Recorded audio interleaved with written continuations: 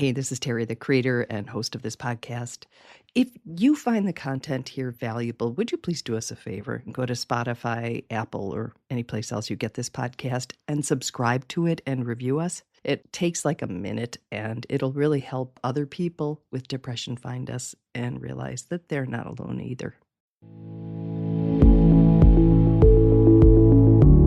Hello and welcome to the Giving Voice to Depression podcast, brought to you by Recovery.com, the best place to find mental health and addiction treatment for anyone, anywhere. Each week, we profile a guest who shares openly about their mental health journey. They share because they understand that when people don't talk about their depression or other mental health conditions, those of us who do struggle with them can feel like we're the only ones, that there's something wrong with us and that no one understands. We understand. I'm Terry McGuire, the creator and co-host of this podcast. You have my promise that we'll keep it real here. Depression is real, and we're not going to sugarcoat our discussions about it. Hope is also real, and you'll get a dose of that here too. I'm Carly McCollow, a licensed social worker and educator, and Terry's daughter. We've both experienced depression and also support loved ones struggling with it. We're here to normalize talking about depression and mental health in our communities, as well as our families. And to share real-world tested strategies that have worked for other people who have walked similar paths. Thanks for joining us. Have you ever been struggling and you heard a song that spoke to you and helped you shift just enough to see things a little differently? Today's guest didn't hear a song in a moment of crisis. He wrote one. The song, titled Make It to Tomorrow, became a lifeline for him that day. In this two-part interview, our guest, Andre Henry, shares not only his music, but what was going on in his world, and the world in general, that made him lose hope. Before we go further, we want to make clear that this conversation and the song at its center are about life with suicidal thoughts or ideations. We want to remind our U.S. and Canadian listeners that the 988 suicide and crisis lines are available 24 hours a day, 365 days a year, should you need someone to talk to. When we recently heard Andre's song online, we immediately reached out to him because, as you'll hear, his song isn't just about pain, it's about survival. And it's clearly not just Andre's story, because on YouTube alone, the song has been downloaded thousands of times. Andre shared his song with us, which we'll be intercutting with our interview. Here now is singer, songwriter, and author Andre Henry giving his voice to depression.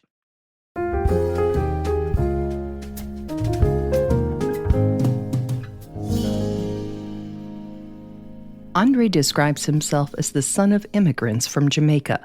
He grew up in Stone Mountain, Georgia, near Atlanta.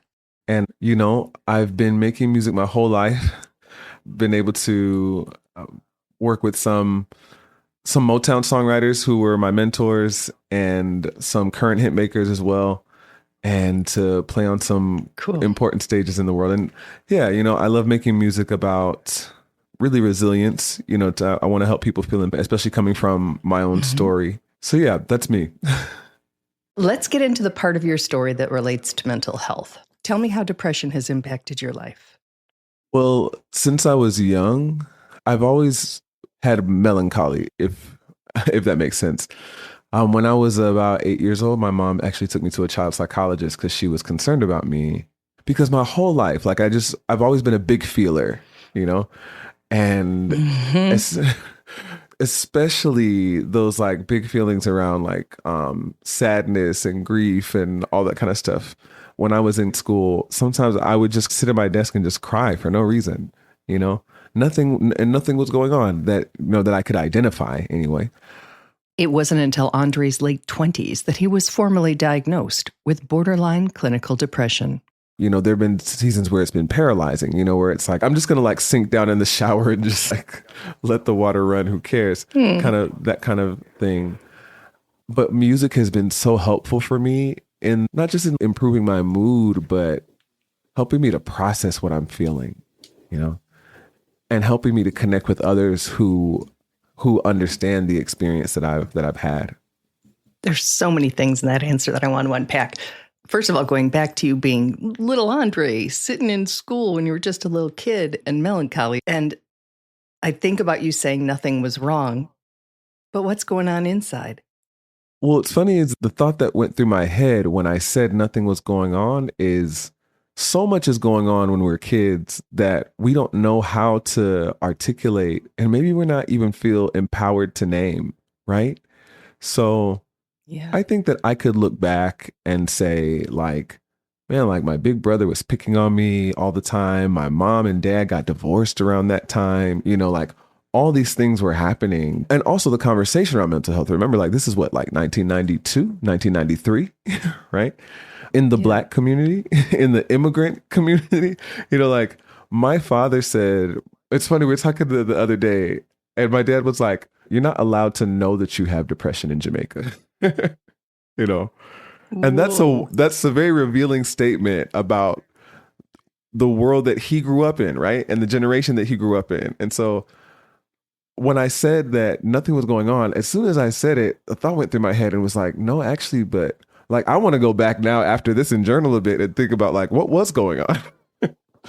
These big feelings that we have of these big, difficult feelings, hard feelings, like they don't just come out of nowhere, like it's part of it is like the conditions that we're living. The conditions Andre was living in the winter of 2022 were especially difficult for him. Tell me the background on the song that we're going to be talking about, Make It to Tomorrow. What was going on in your life? What was the process of writing it? What were you trying to communicate? I remember on that particular day, well, in that season, rather, I couldn't stop thinking about dying. And I've had seasons like that in my life. I mean, I think probably every year for as far back as I can remember, there's been one day where I'm like, I'm not going to make it. I don't want to be here anymore. And it was that day, 2022. Whoa.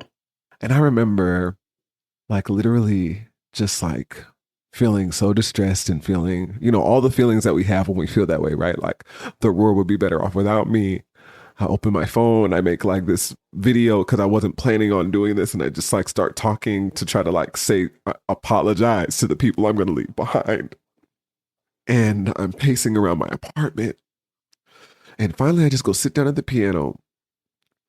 And I literally just, as soon as my hands hit the keys, I just started singing exactly what I was feeling. And I sang, sometimes I feel suicidal.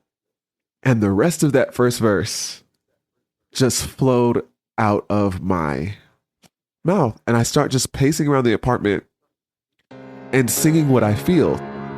Sometimes I feel suicidal, but I know I don't want to die. It's just another trial. So I'm hanging on to life by the grab bars, hoping that the next stop's far from the triggers that set me off. So that whole first verse of Make It to Tomorrow was like, sometimes you write a song and you have to carve it out like you're a sculptor, right? Out of stone or something. And sometimes you got so much emotion in you that it just has to come out. And it was one of those moments. It was also a moment in history that Andre describes as heartbreaking and devastating, the later end of the Black Lives Matter movement. You live your whole life in a world that says or questions your humanity, right? That says we don't believe that you're actually human like we are, and you constantly have to prove that. That's why I mentioned growing up in Stone Mountain, Georgia, where the Ku Klux Klan was reborn, and then, and you live your whole life, getting stopped and searched by the police, people questioning your intelligence, your capacity, and then you watch people like you get killed over and over and over again on TV or online, right?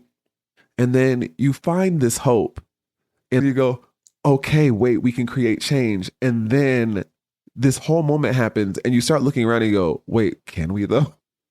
We say that we are the heroes that we've been waiting for. And there was a moment on the streets where I looked around and said, no, we're not yet. All of that, plus financial struggles, were bearing down on Andre's mind that day, reminding that suicidal thoughts can result from life crises as well as mental health crises. When you hear a song like Make It to Tomorrow and you hear a Black person say, sometimes I feel suicidal, there's a chance that like it's not just family history behind that or brain chemistry, right? Like there's there's probably literally a whole world of pain bearing down on the Black mind that sings that lyric. And you didn't just sing it. It's the first line of the song, which I found fascinating because it would be the last line of a life. It was like you flipped it. Yeah, I didn't even think about that. Maybe it's a little shocking to say, but it's real.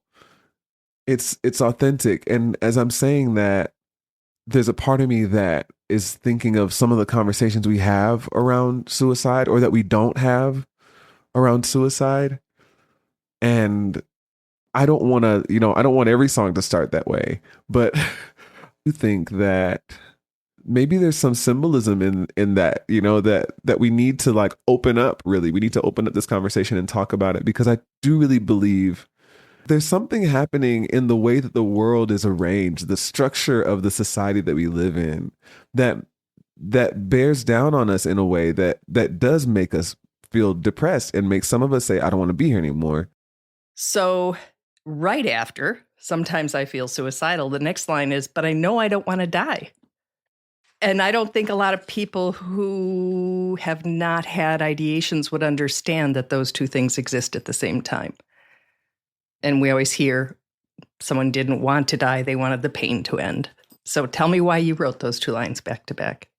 I'm reading this book called How Not to Kill Yourself. I'm going through it very slowly because it's hard to read, because Clancy Martin, the author, writes about this, how it's so common that we feel this way. Like there's a part, and exactly what you said, people end up making the decision to end their lives, usually because they don't see any other way to relieve the pain that they're in, And in my situation, in the time, not just that situation, but every time that I have felt that way, I have felt stuck in some way.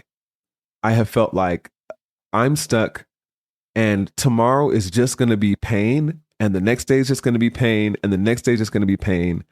And the next day is going to be pain. Like I can't see a good future when I'm in that place, or any alternative. So, but at the same time, like dying is scary. I don't know what's on the other side of that, So, I mean, that's where that juxtaposition comes from. So after you say, but I don't want to die, it's just another trial. So I'm hanging on to life by the grab bars, hoping that the next stop's far from the triggers that set me off. What are your triggers? What are the things that make you feel either deeper in your depression or even perhaps that life is not worth the effort it requires to live it? It's like, that part of the brain that's thinking like rationally, clearly, calmly is just not really on. A huge part of it is like rumination, right? Ruminating on, it's when my inner monologue starts saying, this is what always happens, right? Whatever the bad thing is, this is what always happens. It's when I feel like, I feel like I don't have what it takes to keep going, like my battery is at 3%. Andre describes it as being existentially stuck. And when he's there, he has to fight for his tomorrow.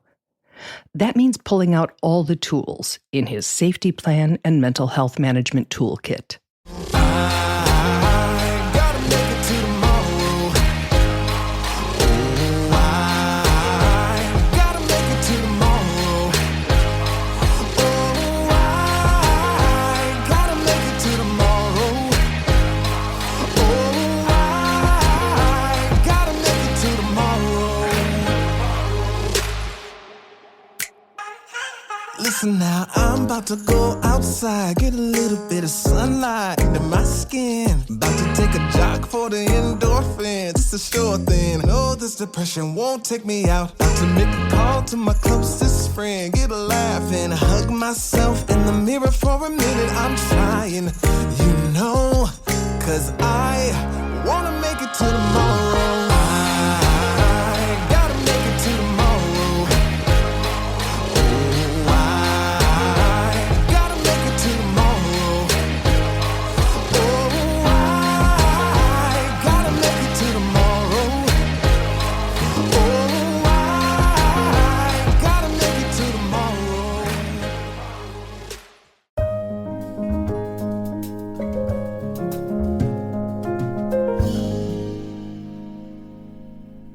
And we will continue our conversation with Andre next week, at which time he will dive into those tools that he uses to protect and manage his mental health. And we will talk about that self-hug and play the whole song.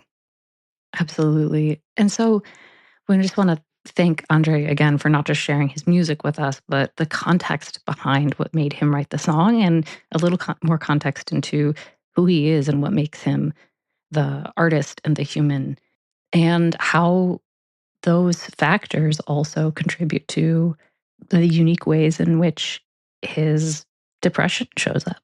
Mm-hmm. So I was really struck by Andre describing his melancholy as a child. Right. And sometimes kids feel the feeling that the rest of the family won't express. And so if sadness, if there's not a lot of space for sadness or grief or joy in a family, that kids can find that role because they're connected to all their emotions, and so they're noticing the ones that the adults are and are not participating in. And I think that can make it really hard for parents too, because you're like, wait, we're all doing fine, seemingly. We're compartmentalizing, we're processing, we're not processing our emotions. And then we have this kid who's feeling really sad. And that also means that I don't know what to do with their sadness. I don't know what to do with their melancholy. I don't know what to do with that depression. But in a way, they did know what to do, right? Because they brought him to a psychiatrist or a psychologist, and that's a lot more than a lot of us had as kids. That's a really interesting point. Yeah, to go, oh, this is not something I feel comfortable with.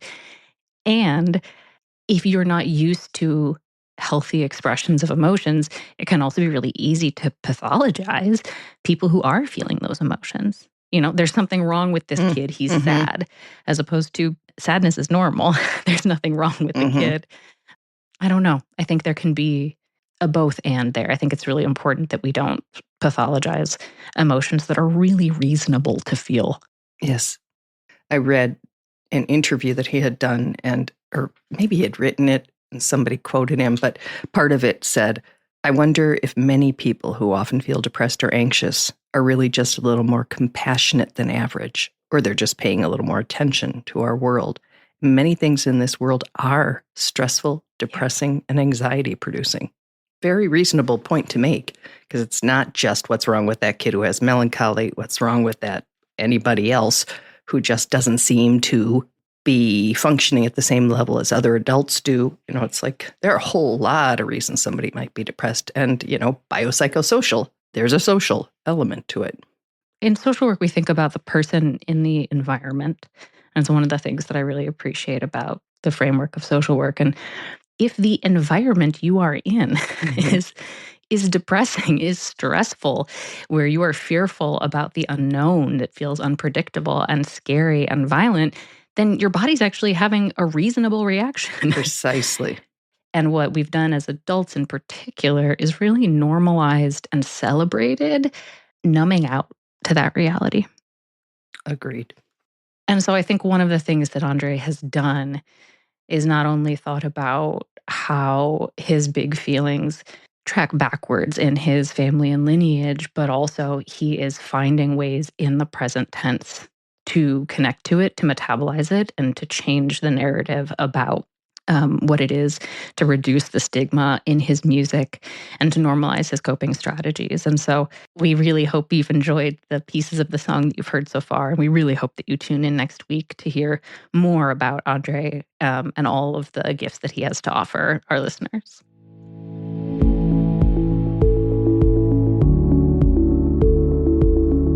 We really hope that this discussion helps give some language or context to your own depression or ideas for how to support someone else in your life living with it.